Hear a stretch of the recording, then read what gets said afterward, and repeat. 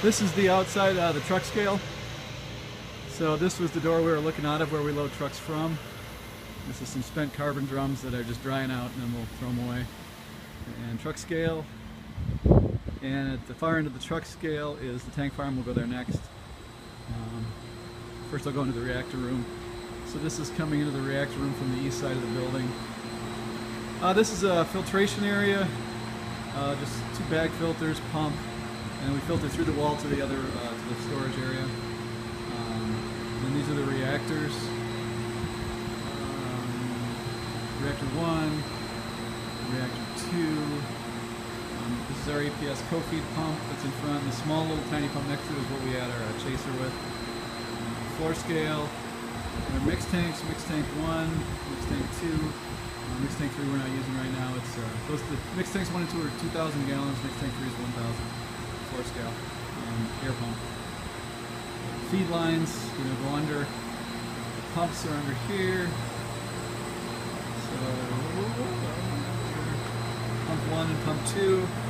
And then it's piped so you can go through either pump from any mixed tank to either reactor. Air actuated block valves. And then the flow meters are on the back side of the wall. You can see the flow meter there that goes up and into the reactor. So I'm going to go into the control room now. So, walking. This is where we started out for reference. Here's the control room. 2 computers. One on the right is for, it's got our ERP on it, email, internet, and then the one on the left is the control computer. That's the only thing you can see this for. Right now you can see I've got, you can see a mixed tank to reactor screen. Reactor 2 is done and it's empty. Reactor 1 is going to get ready to cool here in about 10 minutes. So right now it's just drifting at 180 degrees, 179 degrees. This is our PLC cabinet. We keep it closed for most of the time. There are load cell scales for mixed tank 1, 2, and 3.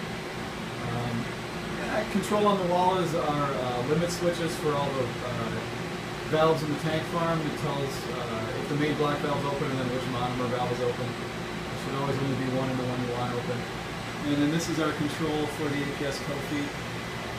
That goes in like 4 or 5 pounds a minute, so it's pretty delicate. It's pretty good pump. Pretty good to dial in. And this control tells us the 95.1 is how full our RO water tank is. It's 95% full. And then the 84.5 tells us how full that cooling water storage tank for the chiller is. That's actually a little too full right now. I'm going to have to dump water once I start cooling just to kind of, it'll overflow sometimes. As the water goes back, sometimes it picks up when we're heating the condensate from the steam and it actually adds water to it and then it gets too full. So we manually dump it. Okay, so I'm going to pause again and then, well, no, I'll just walk out. I'll walk out the tank. I'm sorry if you listen to my rambling. Maureen told me to talk, so I'm just talking. We'll go upstairs. I'm going up to where the heater skids are.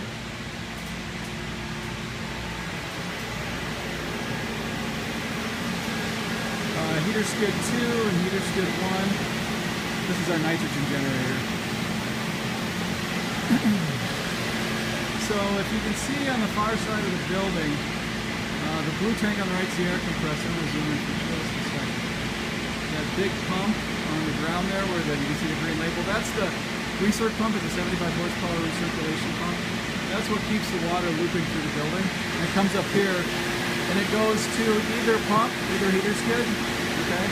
And then from the heater skids, it can go through the reactor or not. If we want, if it's not doing anything, it'll just go right back to that cooling tank and it'll loop all day long until we turn it on. So this is kind of what the heater skids look like.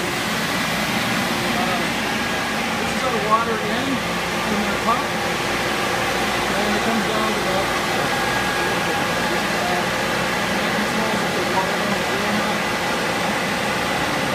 And that's a hydro heater.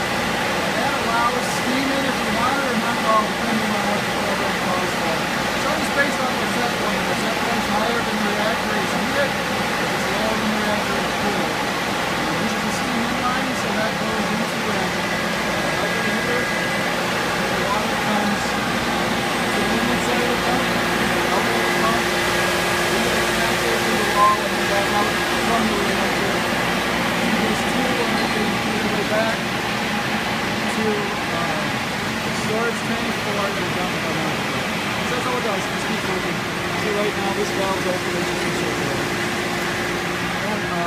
Heater skid 2 is identical.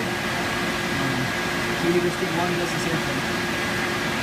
So it's got electric, it's got air power, and it's got steam. It's a fairly complicated engineering device, I think. Jeremy thought so too when he was out here. Okay, now I'm going to go outside. This is a pretty good view of the polymer warehouse. We have a lot of open space. And most of the things you can see on the far side aren't really related to polymers. It's either Jansan, overflow finished goods, or some old off-spec latex we have, things like that.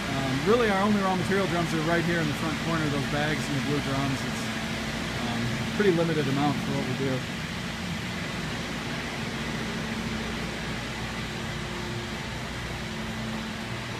I'm going to pause because this is getting to be a big